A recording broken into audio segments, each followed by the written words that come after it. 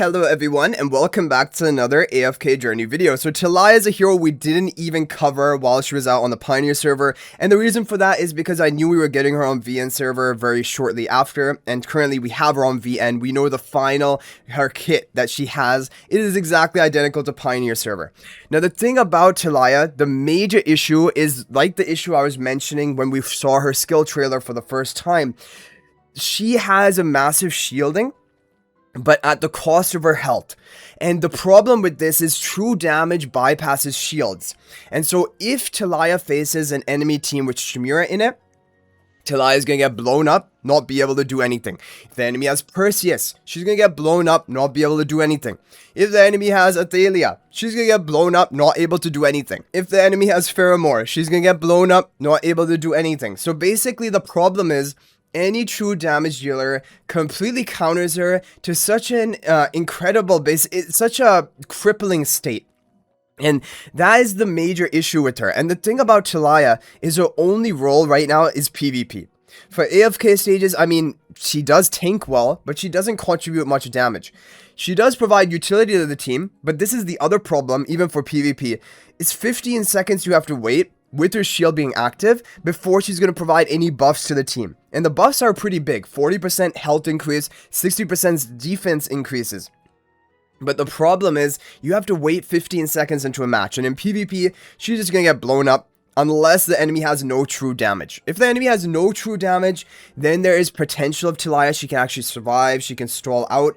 But then the other problem is, her damage is also lacking. So her damage multipliers are just not really high enough that she can actually duel and clean up the entire enemy team, especially if they're healers or tankers on the enemy team.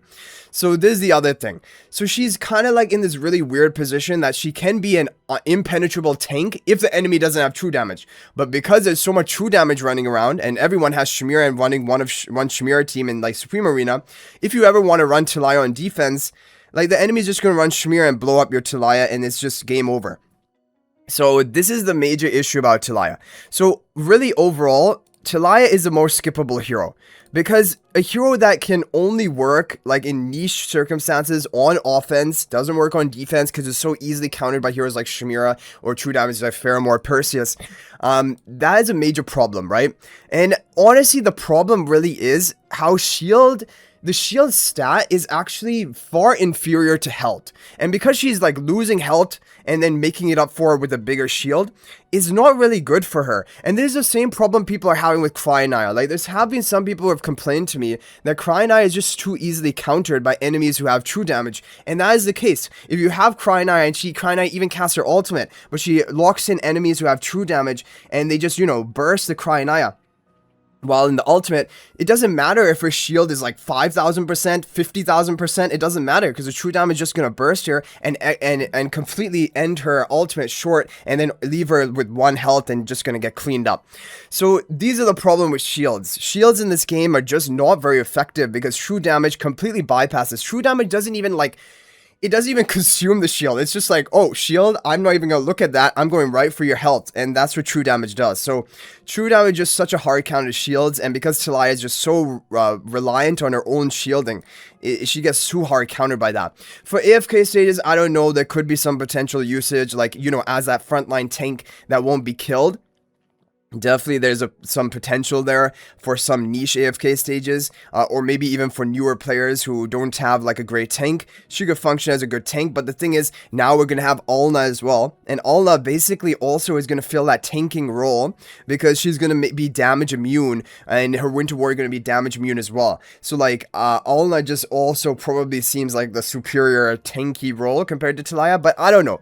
There could be some potential for Tilaya in AFK stages. In PvP though, it's really a problem if you run her on defense. You're basically going to have to run on offense, and then she doesn't have great cleanup damage potential. You're going to have to run more damage dealers with her. So she's an interesting hero, but the problem is shield is just really a weak stat due to true damage bypassing it, that like she's basically in a really flawed environment for her unique sort of kit that she has.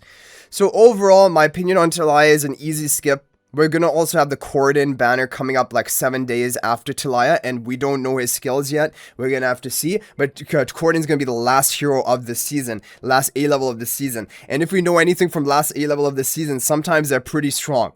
And so I'm probably more leaning towards Corden at this point, and probably skipping Tilaya. But there hasn't been a good or really kind of a must-pull status A level hero this season so far. Shadewing, Isabella, Tilaya, they're just all kind of underwhelming, not really needed, and kind of awkward heroes overall, but we're gonna have to wait and see for Corden. But one thing you could consider is you could hold on to your swap ticket, and then in the future, if Tilaya turns out to be meta, or really any A level this season turns out to be meta for that matter, then you can just swap one of your build heroes for that other hero. That's kind of what I'm gonna do. I'm planning to hold on to my swap ticket this season, and in the event that Tilaya is strong in anything, then we can always swap into her. But for right now, she is looking really easily skippable. So let me know your thoughts in the comment section down below. I hope you guys enjoyed this video. Thank you all so much for watching.